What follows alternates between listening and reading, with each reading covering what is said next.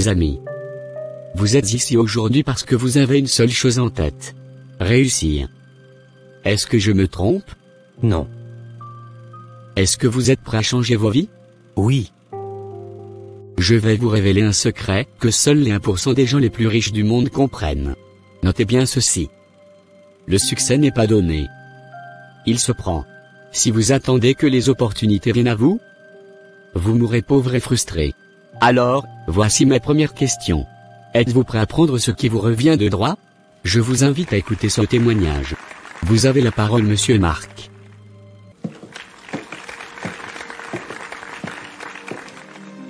Merci. Il y a 3 ans, je livrais des pizzas à vélo. Mon compte bancaire affichait souvent un solde négatif. J'avais des rêves, mais zéro stratégie. Un jour, j'ai assisté à une conférence comme celle-ci et une phrase m'a marqué. J'aimerais dire à quelqu'un aujourd'hui, ta vie actuelle est le reflet de tes choix d'hier. Si tu veux une vie différente demain, change tes choix dès aujourd'hui. Ce jour-là, j'ai décidé de ne plus être spectateur de ma propre vie.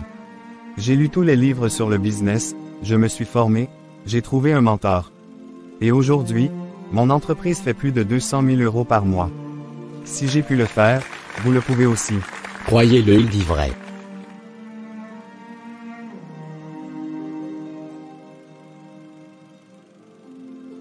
Mes amis, retenez bien ces 4 choses.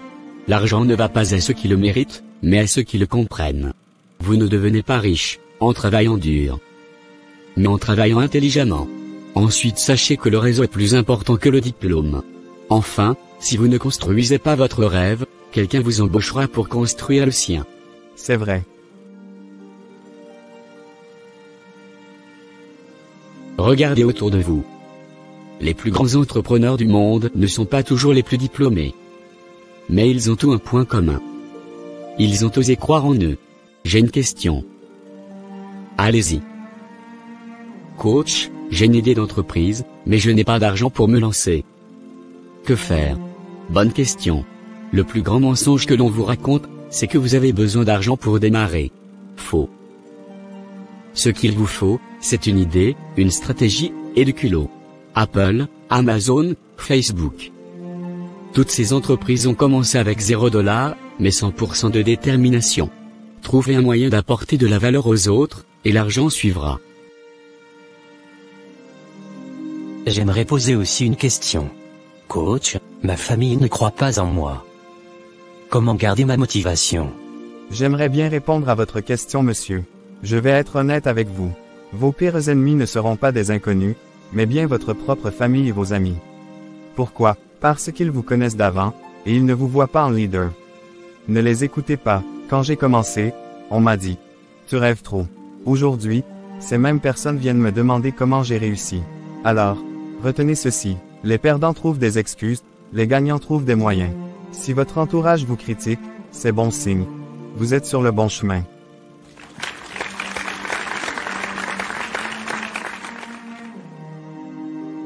Le problème avec 99% des gens dans cette salle, c'est que demain matin, ils vont retourner à leur routine et tout oublier.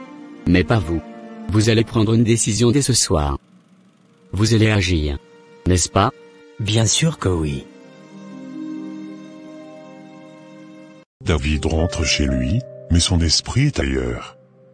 Il repense aux paroles du coach, à cette promesse de succès qui résonne en lui. Il serre son carnet de notes, relisant ces mots inspirants.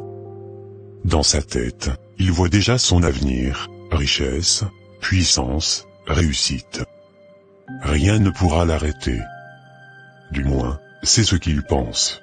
Si je veux que ma vie change, je dois changer d'abord. Les pauvres regardent la télé, les riches lisent des livres. Le succès n'attend pas, il se prend. En tout cas, je suis sûr et certain que mon heure est en train de sonner aussi, pour vivre cette abondance. Waouh! Regardez cette belle voiture. C'est très joli. Quelle classe! Je payerai une voiture pareille bientôt. Ce n'est qu'une question de temps. Tu vas où discrètement? David. Maman. Tu ne dors pas? C'est maintenant que tu rentres? Il est quelle heure? David. Maman. Il n'est pas si tard que ça. Je suis allé apprendre des choses importantes. Quelle chose importante. As-tu oublié qu'on devrait aller à l'enseignement biblique ce soir? Oh. J'avais oublié maman. Tu oses me dire que tu as oublié? Tu préfères courir derrière des gens qui te font miroiter des illusions.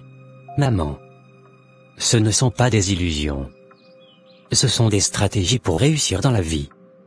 Je ne veux pas rester pauvre toute ma vie.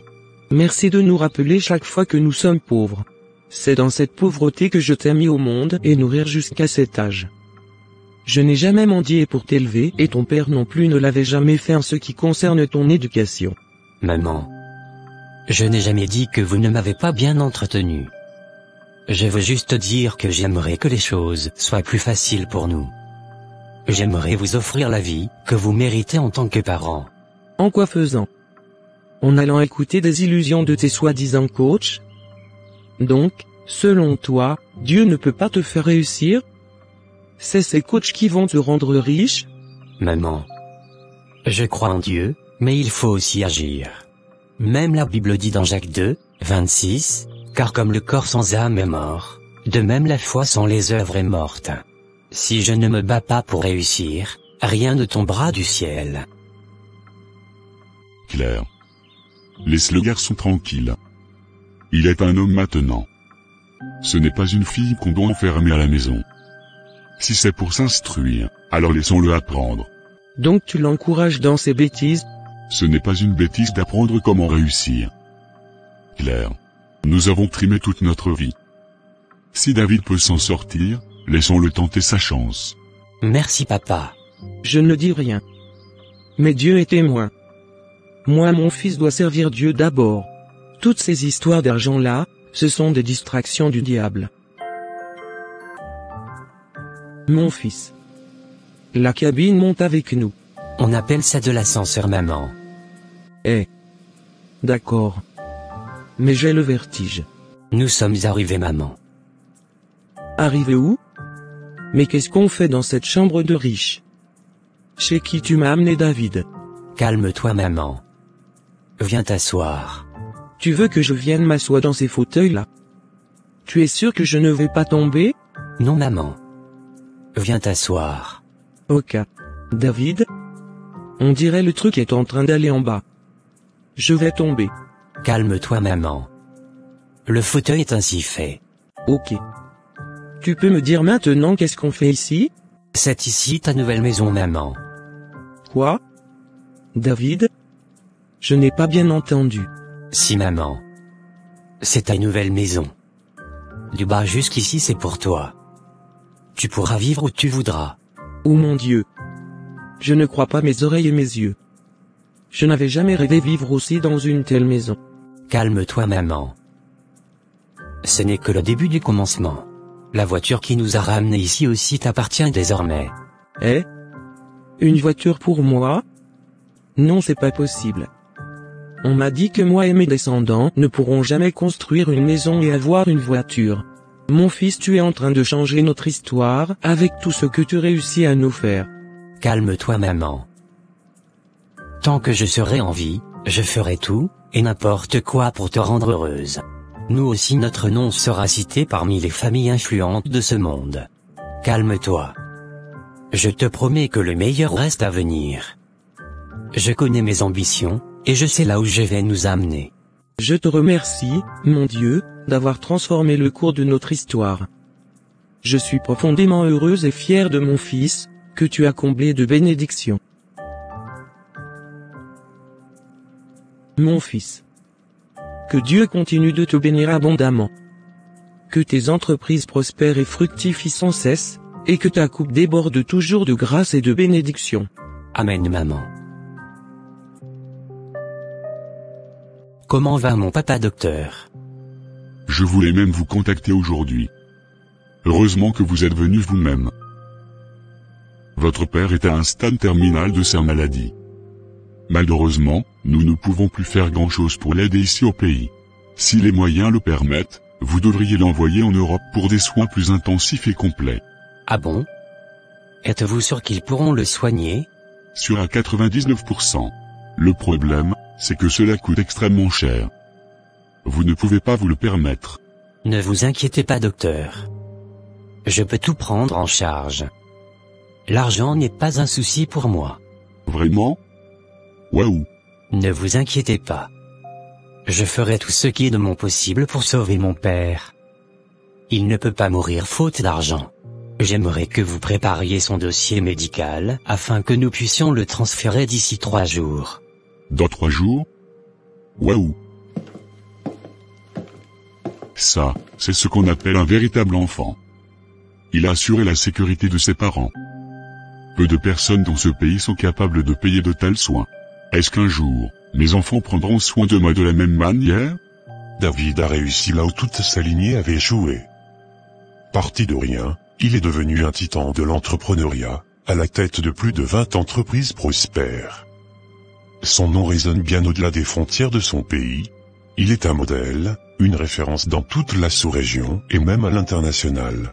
Mais au-delà de son succès, David a prouvé une vérité incontournable dans notre société capitaliste: l'argent est une arme, une protection, un levier indispensable pour vivre libre et en sécurité. Grâce à sa fortune, sa famille n'a plus jamais connu la misère. Il leur a offert le confort, la stabilité et un avenir qu'ils n'avaient jamais osé rêver. Auteur de plusieurs ouvrages à succès sur le développement personnel et la gestion financière, David n'était plus seulement un entrepreneur. Il était devenu une aspiration vivante, le symbole d'une réussite construite avec intelligence, ambition et persévérance. Il avait changé le cours de son histoire. Et celle de toute sa génération. Monsieur Kodjo. Allez un peu plus vite s'il vous plaît. On risque d'être en retard à notre dîner de gala. J'aimerais te dire quelque chose, mon amour. Vas-y mon cœur. Je t'écoute. Dis-moi tous tes désirs et ce sera un ordre. Merci, mon amour. Chérie. Cela fait des mois que nous n'avons pas mis les pieds à l'église. Je me demande si... À l'église? Pourquoi faire? Pour écouter la parole de Dieu et pour sanctifier le jour du Seigneur. Avions-nous besoin de sanctifier un jour spécial pour Dieu? Chaque jour est un jour béni. Et on n'a pas besoin de se rendre à l'église, ou en un lieu spécifique pour prier. Je sais, mon amour. Mais nous devons faire un peu d'effort, même si c'est juste une seule fois par mois. Ce n'est pas bon qu'on arrête tout comme ça. Même la prière tu n'en fais plus. Je ne sais pas pourquoi. Écoute mon amour. Je n'ai pas assez de temps à gaspiller. Le peu que j'ai doit être maximisé à profit. Je ne sais même pas ce que ces pasteurs diront que je ne sais pas encore. Si ce ne sont pas leurs discours de miracle et d'abrutissement. Ne parle pas ainsi, David. De toutes les façons, je n'ai pas besoin d'un pasteur, ou de l'église pour vivre, et atteindre mes objectifs. Au contraire, c'est plutôt eux qui ont besoin de mon argent pour fonctionner. Mais pourquoi parles-tu comme si tout ce que nous avons ne vient pas de Dieu? Je suis devenu ce que je suis grâce à ma détermination, et mon travail. Dieu ne m'a pas donné ma fortune, c'est moi qui l'ai bâtie. Je sais que tu as travaillé dur, mais... nous avions une vie de prière avant. Tu me disais toujours que Dieu nous donnerait la sagesse pour réussir. La sagesse, ma chère. La seule sagesse qui compte, c'est celle du marché. Tu veux réussir? Comprends les chiffres, anticipe les tendances, et surtout, ne perds pas ton temps avec des illusions. Soyez les bienvenus, chef. Merci. Je serai à votre service toute la soirée. C'est un ordre du président de la République. Venez s'il vous plaît, suivez-moi. Le président nous a envoyé des policiers pour notre sécurité? Waouh! Merci mes fans. Waouh! Monsieur David est même venu. J'adore cet homme. C'est le seul homme entrepreneur et coach que je suis sur les réseaux sociaux. C'est grâce à lui que j'ai pu lancer ma marque de vêtements et tout a marché comme prévu. Cet homme est un dieu. Il est vraiment tout pour moi. Monsieur David. Éloigne-toi vite d'ici, jeune garçon. Les gardes, saisissez-le vite. Laissez-le. Que veux-tu, jeune homme? Je veux devenir riche et influent comme vous, monsieur. D'accord. Crois seulement en toi. Et sache que tu es ton propre Dieu. Que personne ne t'amène à te sous-estimer. Rêve grand et ne perds jamais ton temps à attendre une providence, ou à espérer un miracle venu d'un quelconque Dieu. Merci beaucoup, monsieur. Whitney, prends les coordonnées du jeune garçon pour qu'on puisse rentrer en contact avec lui plus tard. D'accord, coach. Wilfred, tu es où? Viens voir le nombre d'abonnés que j'ai gagné sur TikTok et Instagram en seulement 3 jours, dès que les gens ont su que je suis la fille de Monsieur David. Vraiment, fais-moi voir. Waouh! Tu as eu plus de 200 000 abonnés en seulement 3 jours? Waouh! Bien sûr. Je suis la fille du plus grand entrepreneur et coach du pays.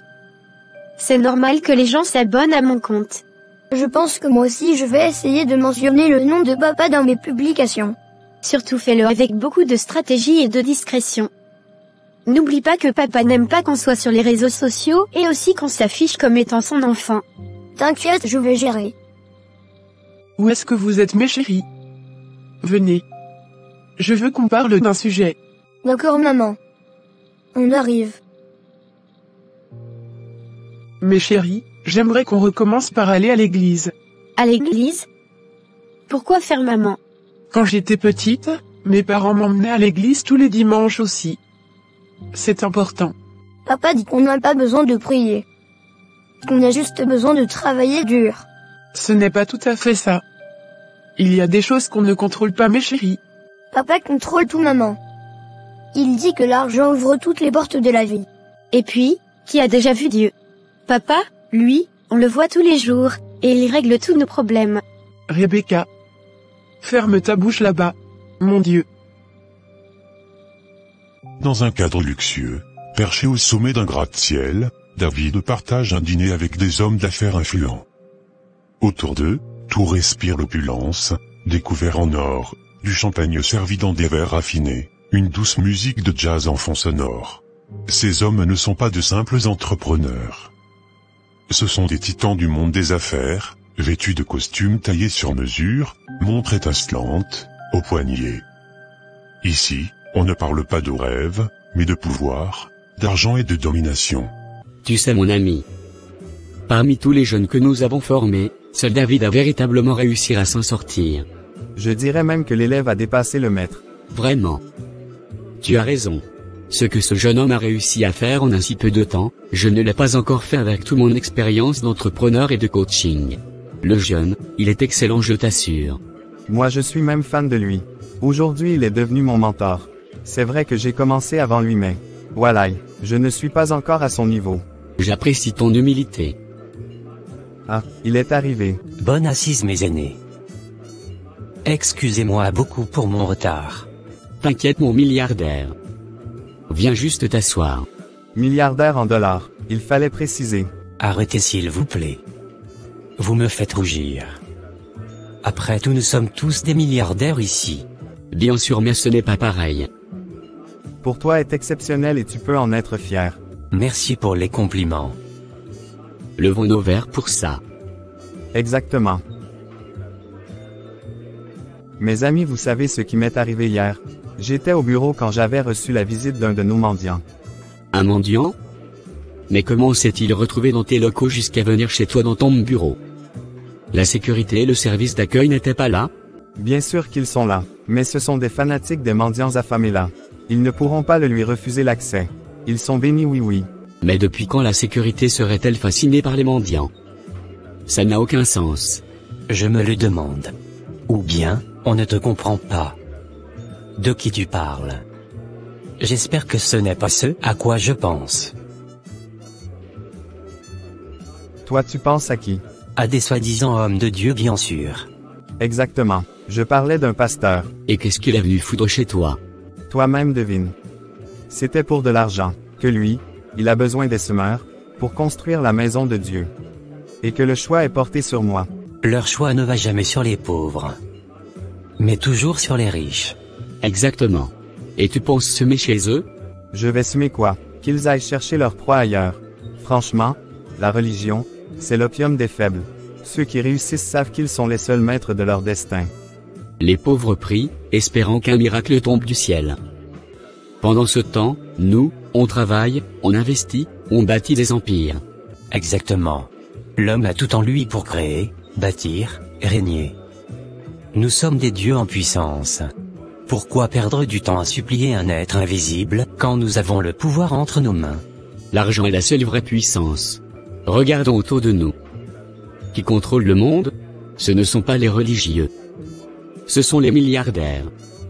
Ceux qui ont compris que tout s'achète. La justice, le pouvoir, l'influence. J'ai tout compris. Depuis que j'ai arrêté de croire aux contes de fées, ma vie a changé. Mon travail, mon intelligence, mon audace, c'est ça qui m'a propulsé. Dieu n'a rien à voir là-dedans. Et pourtant, combien viennent nous demander de l'aide quand ils sont en difficulté? Ils passent leur temps à prier, mais quand la famine frappe, ils courent vers nous, les hommes du monde. Il n'y a que deux types d'hommes sur cette terre, mes frères. Ceux qui contrôlent, et ceux qui sont contrôlés. Moi, j'ai choisi mon camp. Exactement mon frère. C'est nous qui contrôlons le monde. Bonne arrivée ma fille. Merci maman. Regarde ce beau décor de ma maison. Mon beau-fils m'a envoyé des décorateurs tout changés hier. Je le savais déjà maman. On en avait décidé ensemble lui et moi. Pourquoi fais-tu cette tête? Hein? On dirait tu n'es pas contente. Je ne le suis vraiment pas. Ces temps-ci, je réfléchis beaucoup à ma vie. Toi tu réfléchis? Par rapport à quoi? Qu'est-ce qui te manque dans cette vie? Hein? Tu as un mari milliardaire qui ne te trompe pas. Dieu t'a fait grâce d'avoir des superbes enfants. Tu as la santé et moi aussi je suis en santé. Qu'est-ce qui peut encore te rendre soucieuse dans cette vie? Même moi qui suis ta mère, je ne me soucie plus de rien depuis le jour où tu t'es marié à cet homme. Il suffit que je tousse, et j'ai tout ce que je veux. Maman. Ce que j'ai, n'a rien à voir avec le matériel. C'est de l'ordre spirituel. Un problème spirituel? Comment est-ce possible?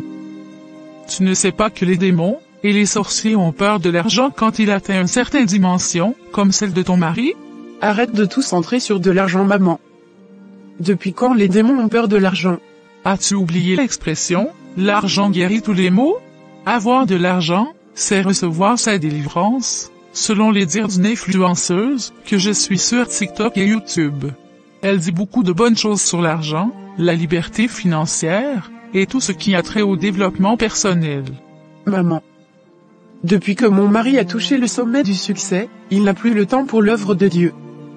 Même à la maison on ne prie plus. Même nos enfants s'en fichent de la parole de Dieu et tout ce qui va avec. Je suis fatigué de cette vie d'opulence sans Dieu. Ah? Tu t'entends parler? Est-ce qu'il t'empêche d'aller seul à l'église ou de prier si tu veux? Non pas directement mais... Mais quoi? Pourquoi veux-tu le forcer à aller perdre son temps à l'église? Le gars n'a pas de temps à perdre dans les futilités. Mais ça agit sur moi maman. Je n'ai plus une bonne vie de prière. Comment veux-tu que je sois à l'aise, quand l'homme avec qui je suis lié intimement déteste tout ce qui est d'ordre spirituel?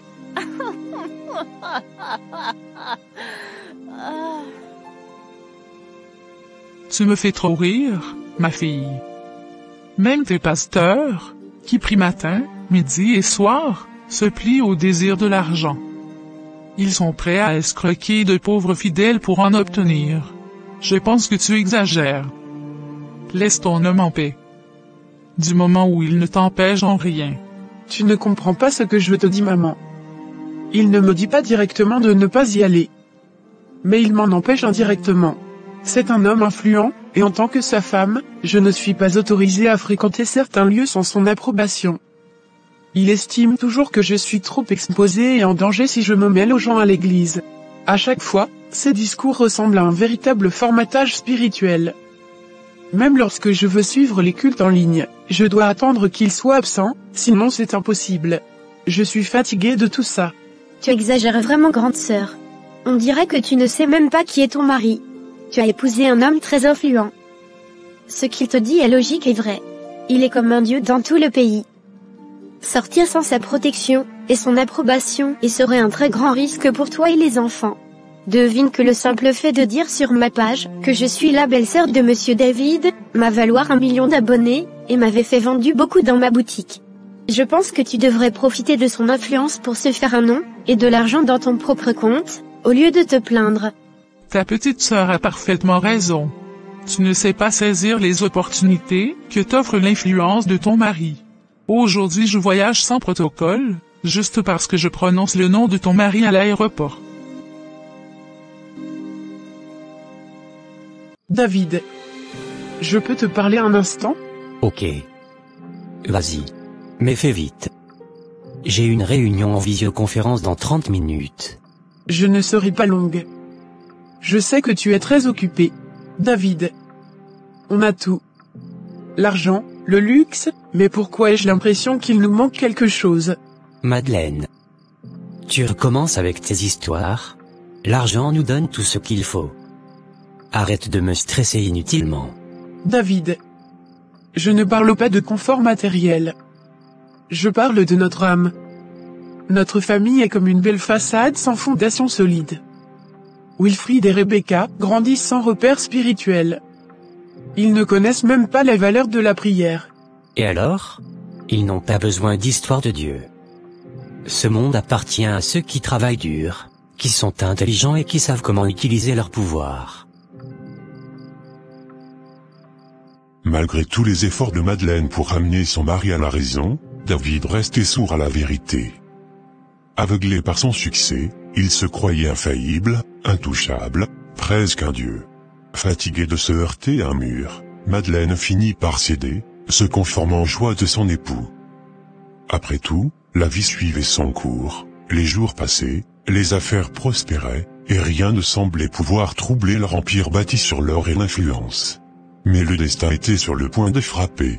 Ce jour-là, David et sa famille décidèrent de s'offrir une parenthèse de détente dans une ville touristique prisée. Leur jet privé les attendait sur le tarmac, prêt à les emmener vers une nouvelle aventure. Mais ce voyage serait leur dernier. Ils n'atteignirent jamais leur destination. Le jet privé fendait le ciel à toute vitesse, traversant un océan de nuages.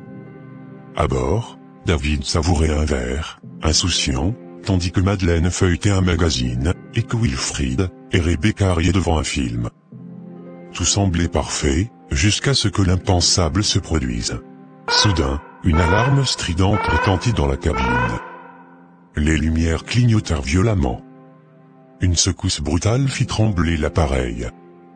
Panique à bord. Mais qu'est-ce qui se passe, chérie? C'est rien mon amour, calme-toi.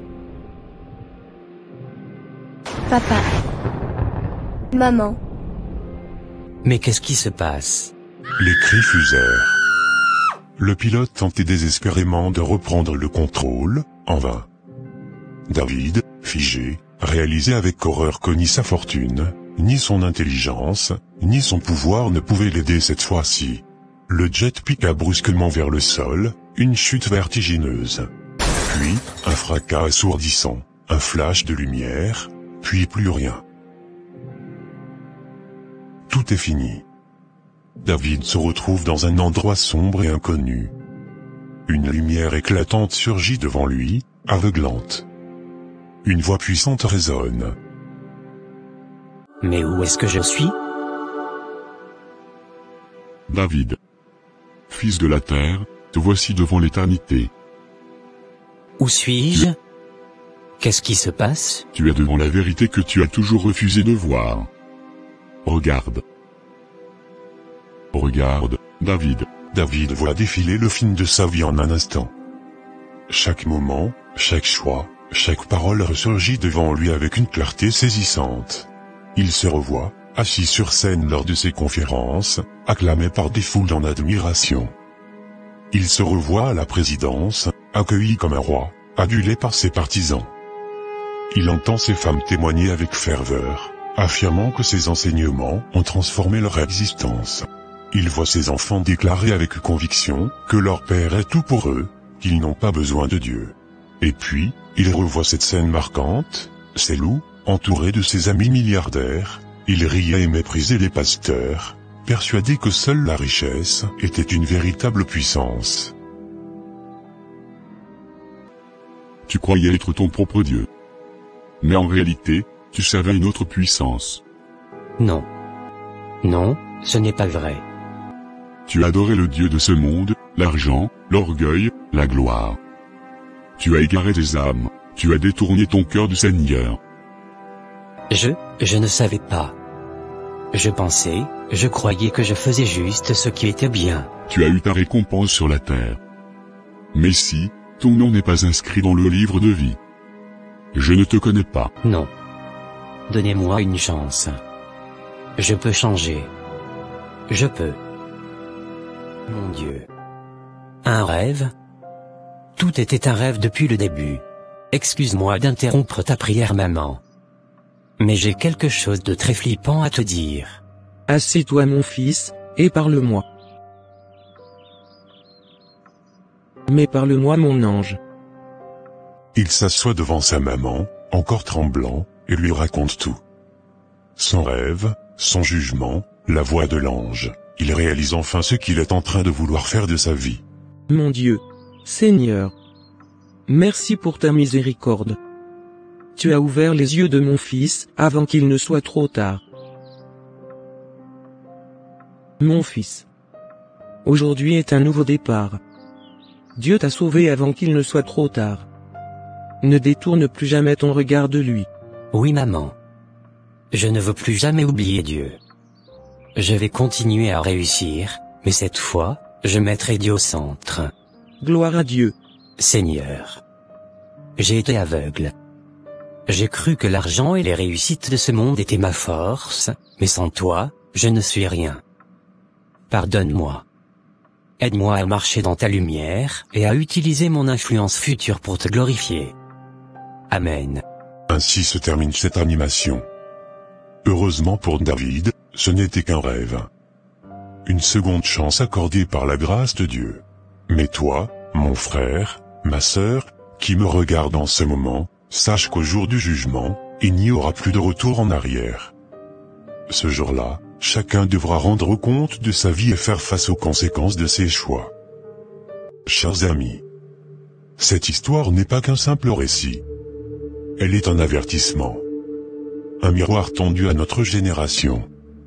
Aujourd'hui, les idoles ne sont plus des statues de pierre, mais elles prennent d'autres formes, l'argent, la gloire, les réseaux sociaux, le succès à tout prix.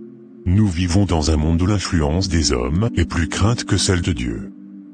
Où nous cherchons la validation des foules plutôt que celle du Créateur. Mais souvenons-nous de ce que dit la Bible. Garde-toi de te prosterner devant elle et de les servir. Car moi, l'Éternel, ton Dieu, je suis un Dieu jaloux. David, dans son orgueil, croyait tout maîtriser. Pourtant, il était esclave de sa réussite, aveuglé par sa propre lumière. Comme lui, beaucoup pensent que l'argent est la clé de tout. Mais que reste-t-il lorsqu'on quitte cette terre? La fortune peut-elle racheter une âme? Peut-elle nous ouvrir les portes du ciel? La réponse est non. Que sert-il à un homme de gagner le monde entier, s'il perd son âme? Je ne dis pas que l'argent, la gloire, le succès, les réseaux sociaux et les avancées technologiques ne sont pas importants ou avantageux. Cependant, il est essentiel de faire preuve de prudence dans leur quête afin de ne pas se perdre. Comme on dit, l'argent est un bon serviteur, mais un mauvais maître. Il en va de même pour toutes ces choses du monde que nous poursuivons jour et nuit, souvent au détriment de l'essentiel qui est notre salut, et notre connexion spirituelle avec le divin. Cette animation nous rappelle que rien ni personne ne doit prendre la place de Dieu dans nos vies. Cherchez d'abord le royaume de Dieu et sa justice, et tout le reste vous sera donné en plus. Toi qui m'écoutes, pose-toi la question. Qui est ton véritable maître? L'argent? L'influence? Le regard des autres? Ou le Dieu vivant? Il est encore temps de choisir le bon chemin, celui qui mène à la vie éternelle. Si cette animation t'a touché, aime, commente, partage et surtout abonne-toi pour ne pas manquer d'autres messages puissants. Ensemble, combattons les illusions de ce monde et restons ancrés dans la vérité de Dieu. Soyez bénis et souvenez-vous, le plus grand des trésors, c'est une vie en Christ. À la prochaine. Bye.